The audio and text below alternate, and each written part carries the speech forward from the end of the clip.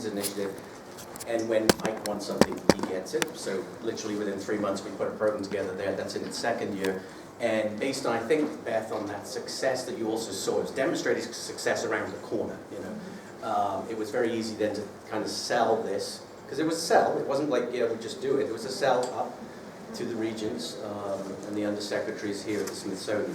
The one thing I want to add to kind of what Erin said is at the NIH now we've had, we're in our 4th year, we've had approximately 40 individuals go through the program. Approximately 21 of them have been hired at the National Institutes of Health. Those individuals are earning about $400,000 a year in total. And if you think about the cash benefit, SSI cash benefit that is reduced because of that, that's hugely impactful, hugely impactful. And this is just a multiplier effect that goes around. So I just wanted to kind of bring that context in. I'll hand it off to the most important people here, which is the on-site team. These guys make it happen every day. These are the guys that make sure these interns are here, are marketable, working on those skills, and I think equally important, kind of figuring out what the business wants. This isn't just kind of tailoring everything to the intern and then it not be marketable, not be valuable. It has to be valuable. And so they're the guys that make the glue work between the interns and the business. Do you mind being over there so the camera can see you? Yeah. Oh, I'm in the way. I'll have to come back and forth to it. You go. Okay, sure. You want us both over? Yes. That's very smile away. Talk about this picture. This is cool. We took this picture, again, I'm Ashley, James. We took this picture the first week. It's in front of the castle, and these were when the interns really did not know each other.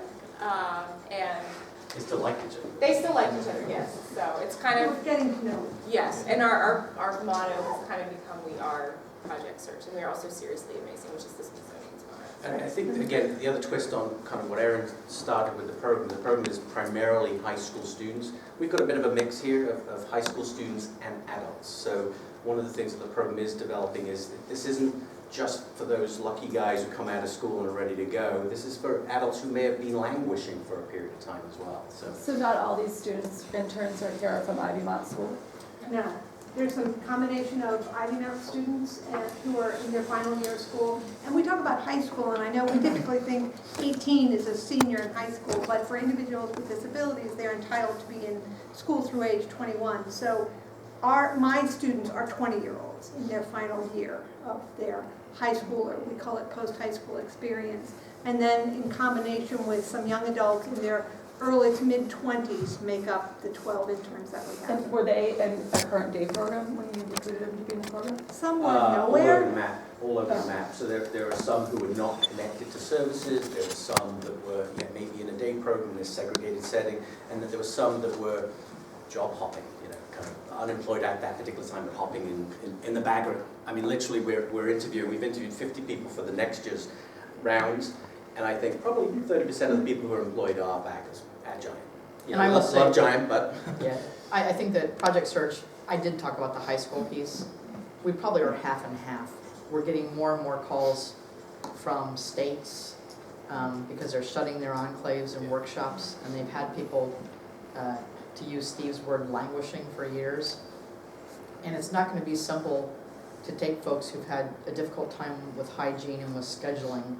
It's not going to change in 2 weeks. and low expectations. And low expectations, and so we take about half of all the people in Project Search are adults who are what I call school leavers. They've left the school system. Okay, so this is kind of the layout of where we are within the Smithsonian now. We're at the big three, which is air and space, natural history, and also American history. In addition to that, we have kind of moved out further than the mall, and we're at the Victor Building, which is near Chinatown. And we're also at Cap Gallery, which is over at the Font Plaza. And we do have some in the Font Plaza as well.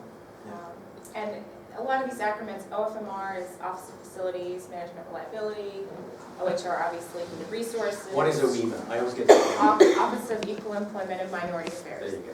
And imaging crafts, that's anything from changing a light bulb to painting walls, laying down carpet, things like that. So really, AAA is Archives of American Art.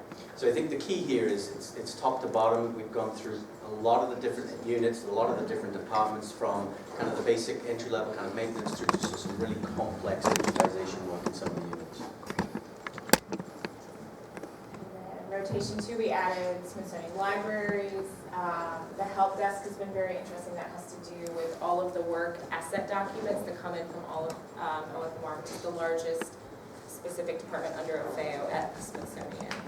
And you see OFMR all the time because OFMR, the facilities maintenance piece, is about 40% of employment. So a lot of our sites are going to track where the jobs are.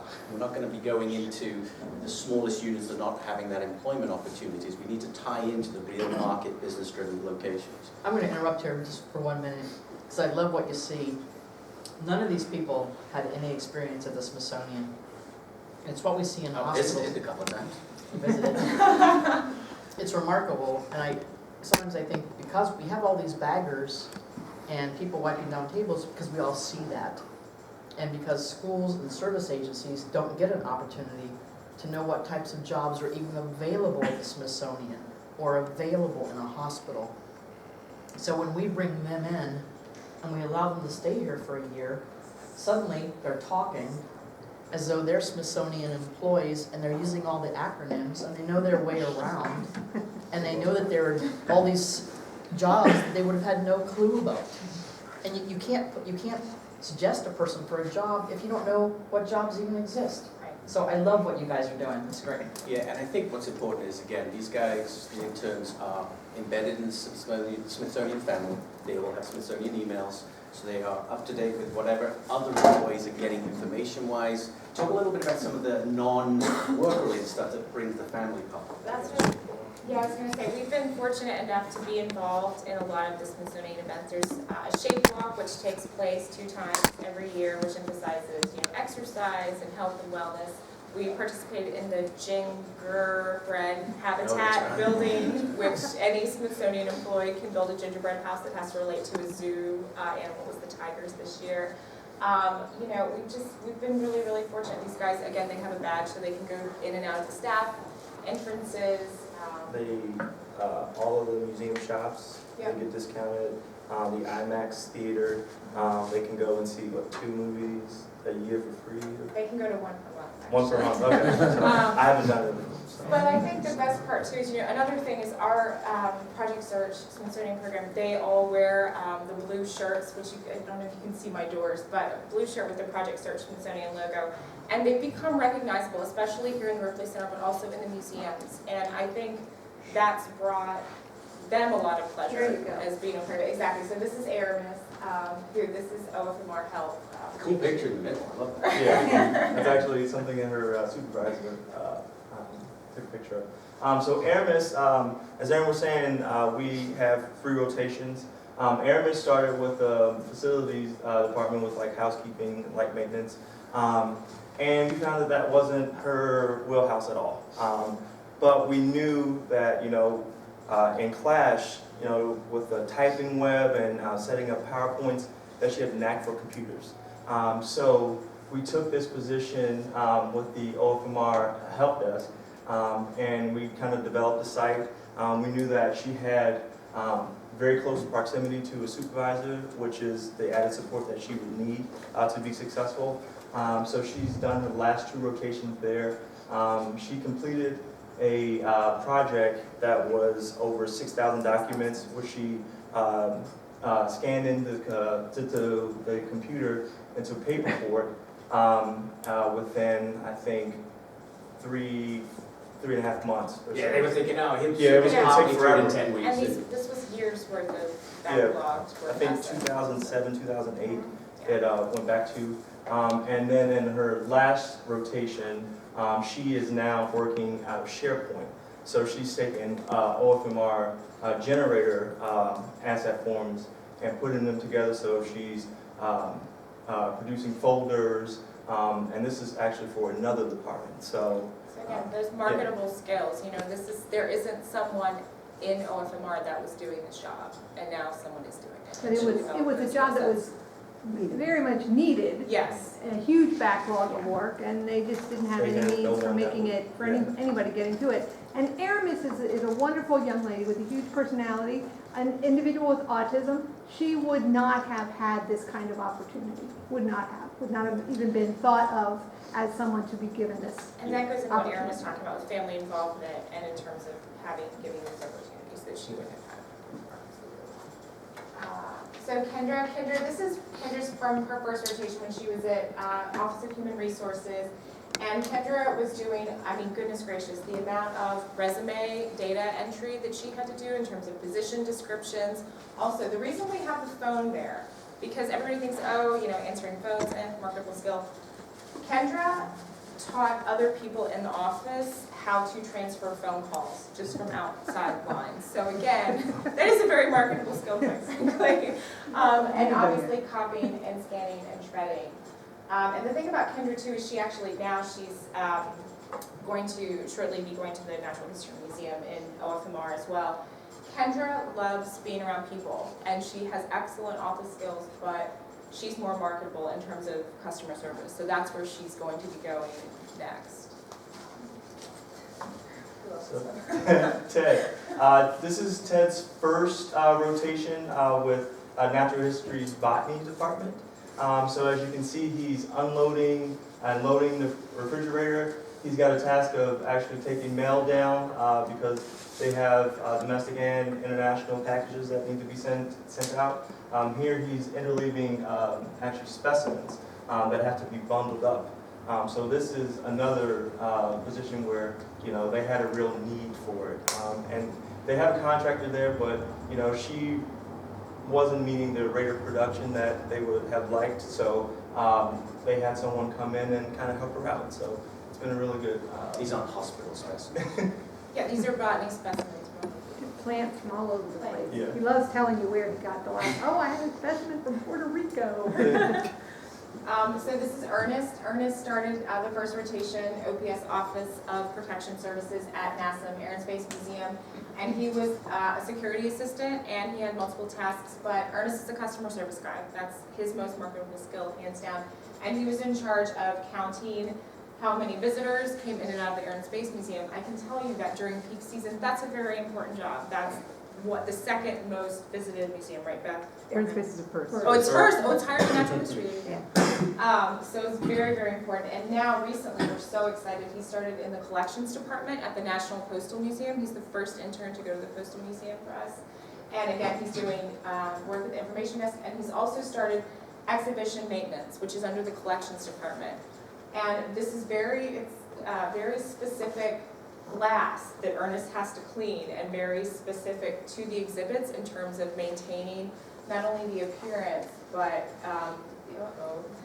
there's one on my desk, the quality of the actual exhibits. And again, there's a need for that, and there isn't someone to perform that task. So yeah, a lot of higher grader folks were doing those. So they kind of took those tasks out and allowed Ernest to do it along with some of the other customer service tasks. And I think that's one of the huge keys here is because we've got this relationship with Smithsonian, we get a chance to go in behind the scenes and work with the collections group that have GS 1213s doing GS 234 work. Right. We all do it. We all do it. As part of our jobs, we do entry-level work. And it's passing that out. But you can't go into an employer and pass it out. You have to develop a relationship and then demonstrate competencies.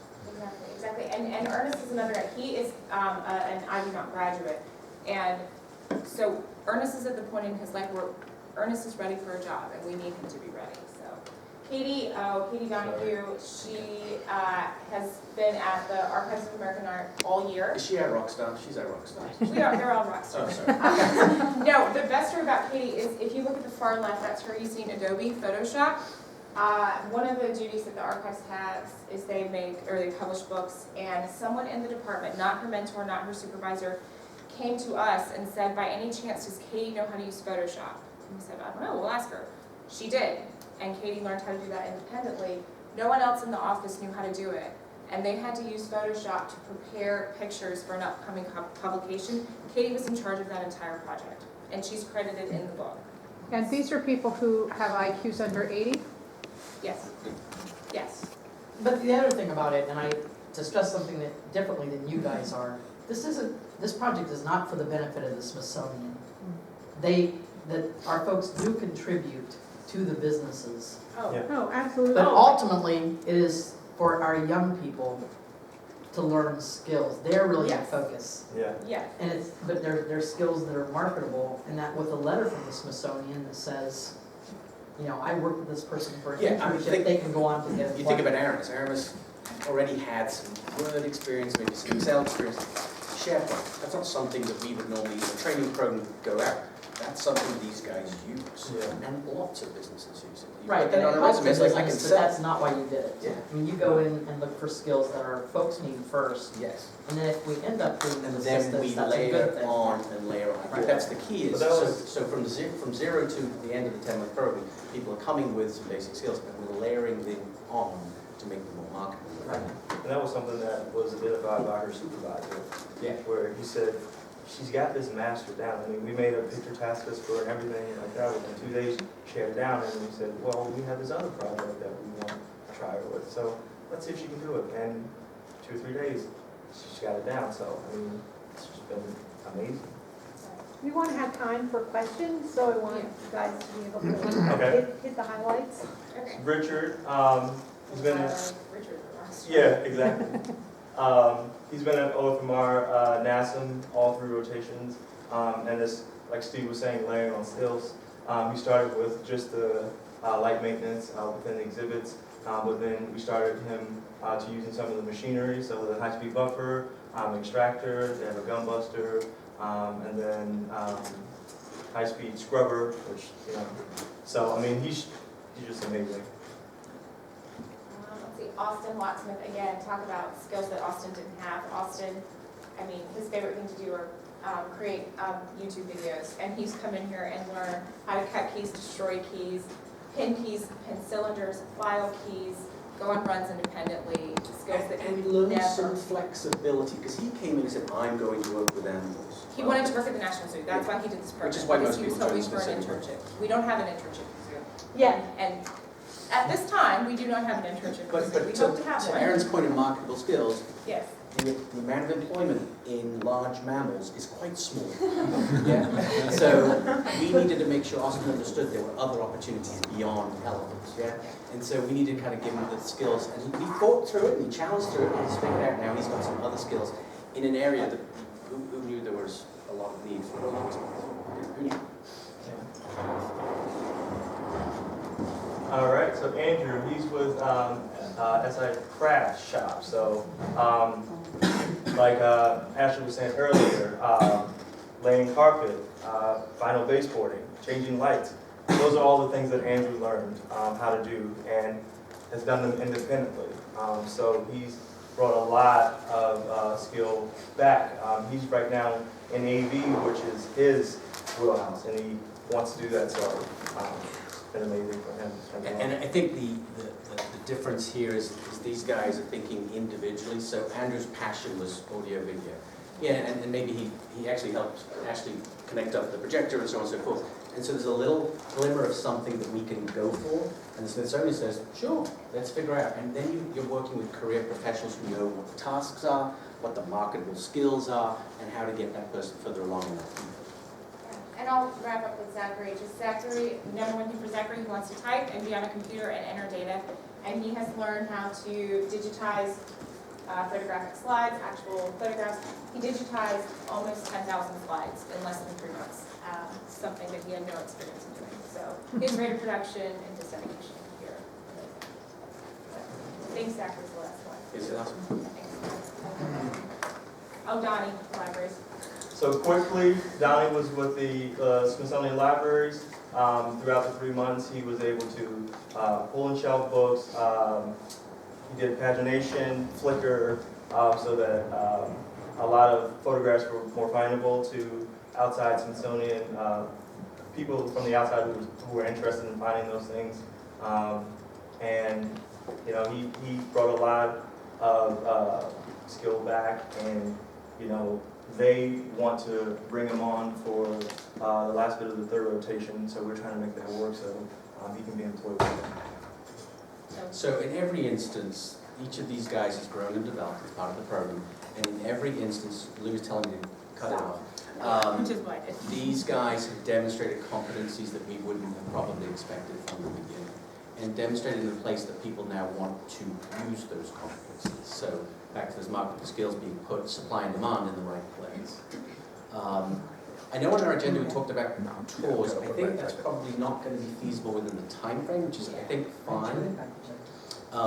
So I'm going to turn it back to Jennifer, but if there are individuals who are interested to go see these guys, and it's much more interesting than hearing from us, by the way, much more interesting. Let's get your name, let's get your number, we can set up tours and really kind of give you a good kind of grassroots look at what we do. Jennifer? We just want to enable you guys to ask questions. So whatever questions you have, fire away. And again, if you want to walk around and meet some of these guys and ladies, then we'll facilitate that for you. So what can we answer for you? I actually have a question. So initially, when you go into an organization to do project search, do you send like an email out to all departments seeing of what needs they have, or how do you develop the relationships within the departments for this? So, Would you let Beth answer? Yeah.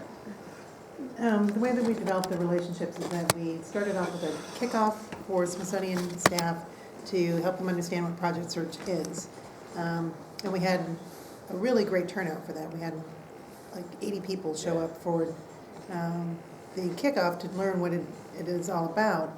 So it's not only like kickoff events, but also through Smithsonian communications, like through the staff newspaper, the website, just meetings. You know, everywhere we go, we are preaching Project Search, and we are making sure that as many people know about it as possible. Did you want to add something here? Yeah, so when we go into a business typically, we pull together all of our partners first before we go to the business.